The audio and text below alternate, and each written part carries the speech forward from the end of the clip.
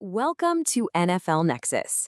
Today we're going to dig into a team that feels kind of trapped in the NFL's no man's land, the Indianapolis Colts. After that spectacular collapse last season, the pressure is seriously mounting for the 2026 season to be a major turning point. So, we're going to break down a very specific draft blueprint that some people think is their ticket right out of mediocrity. Could this be the plan that saves them, or is it just another false start? All right, let's get into it. Man, this quote right here from Patrick Daugherty at NBC Sports, it just perfectly captures the pain of being a Colts fan last season. Seriously, just imagine it for a second. You start the season 8-2. You're not just thinking playoffs, you were thinking about home field advantage. And then, boom, the floor just completely drops out, a total collapse. To miss the postseason entirely after a start like that isn't just a letdown. It's the kind of failure that creates a ridiculous amount of pressure going into the next year. And for the Colts, yeah, 2026 is definitely that year. And right at the center of that whole pressure cooker, that's head coach Shane Steichen. In that same NBC Sports piece, he was ranked 15th out of 32 coaches. Smack dab in the middle, exactly average. And his 25-26 record, well, it kind of backs that up. But here's the thing. When your entire organization is just desperate to escape mediocrity, having a leader who's seen as the very definition of it, well, it feels a little unsettling, doesn't it? Is he the steady hand keeping the team afloat, or is he the anchor holding them in the middle? That is the question that's just looming over everything. So yeah, this ranking, it really frames the dilemma perfectly. For 2026, it is without a doubt a playoffs or bust season for Steichen and general manager Chris Ballard. The source material puts it perfectly. Is Steichen the guy keeping a flawed roster competitive, or is he the reason they're just stuck on what it calls the 8-9-9-8 carousel? That question right there is why this team is at a serious tipping point. They either break through or they might just have to break the whole thing down. So how does the front office respond to all this pressure, right? How do they finally escape what the source calls .500 purgatory? Well, they turn to the one event that offers hope to every single team, the NFL Draft.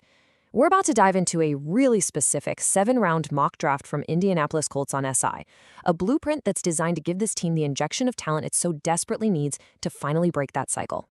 All right, let's meet the potential new faces of this franchise.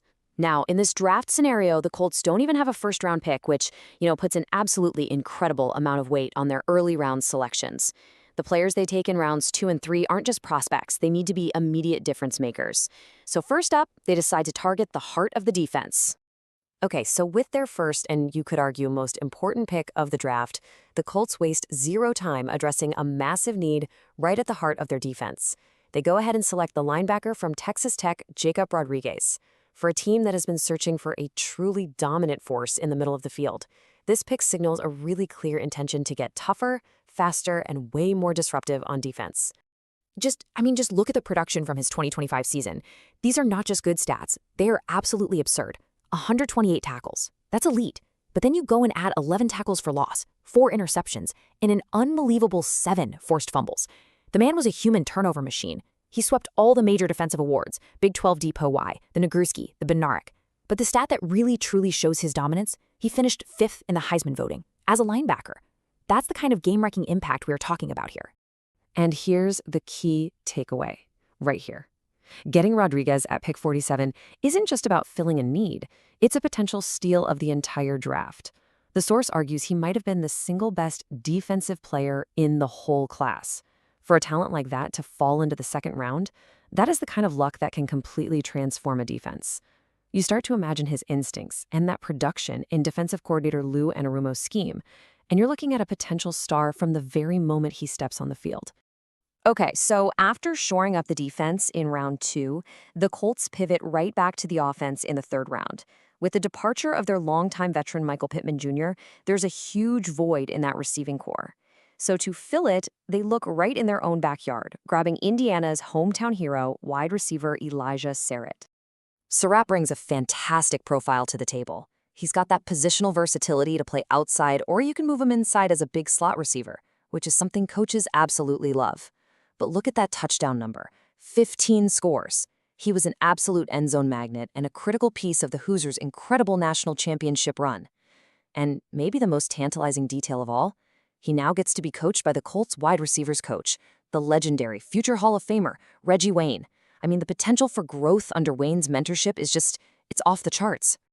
And this quote right here brilliantly illustrates the long-term vision with this pick. It's not about finding a carbon copy of Michael Pittman Jr. The source actually suggests Surratt might be an upgrade in certain areas. Being slicker in route running means he can create separation more effectively. And having a higher ceiling gives an offensive guru like Shane Steichen a more dynamic and moldable weapon to build his passing game around. This is all about evolving, not just replacing. All right, moving into day 3 of the draft now, the Colts finally address their other big, glaring need on defense, the edge rusher position. And they do it by taking a bit of a gamble on a player with enormous upside from a smaller school, grabbing Notebook Tucker from Western Michigan. Now, I know some might look at the fact he played in the MAC and be a little skeptical, but you simply cannot ignore this level of production. 14.5 sacks and 21 tackles for loss in a single season is absolutely dominant. I don't care who you're playing against. The scouting report says he has incredible speed and a good all-around game. And yeah, he has a lighter frame, which can be a concern against those massive NFL offensive tackles. But the thinking here is that his explosive first step and his quickness can more than make up for any lack of pure size. This quote perfectly captures the philosophy of a day 3 draft pick. You're betting on athletic traits. The source suggests Tucker isn't going to be a starter from day 1. He'll probably rotate with veteran Arden Key. But that long-term vision, it's tantalizing. The hope is that he develops and, quote, blossoms into a serious problem, eventually creating a really fearsome pass-rushing duo with last year's standout rookie Layatu Latu. It's a calculated, high-upside gamble, for sure. All right, now we enter the part of the draft where good teams become great teams, the later rounds. This is where general manager Chris Ballard has really built his reputation, finding those diamonds in the rough that form the backbone of a roster. And his work on day 3 kicks off with a really savvy trade to get more chances to find those gems. So before making another pick, the Colts pull off this shrewd little move with the Dallas Cowboys. They trade back 21 spots in the 5th round, and for their trouble, they pick up an entire extra 7th round pick. This is classic value-based drafting. You give yourself more lottery tickets, right? You increase your chances of hitting on a quality depth player or a special teams contributor. It's just a smart, calculated piece of business. This slide really shows the genius of Ballard's late-round strategy. He's targeting specific, valuable traits. Let's just walk through this haul. First, with the pick they moved back to in the 5th round, they get Jalen Stroman, a safety from Notre Dame described as a downhill demon. That tells you right away he's an aggressive player who just loves to fly up and make plays in the run game, a perfect tone setter. Then in the 6th round, they address offensive line depth with center Matt Golban. His efficiency in pass protection is just remarkable. The source notes he allowed only 2 sacks on over 400 pass blocking snaps. That is exactly the kind of reliable depth you need. With that extra 7th rounder from the Dallas trade, they double dip at linebacker with Red Murdoch.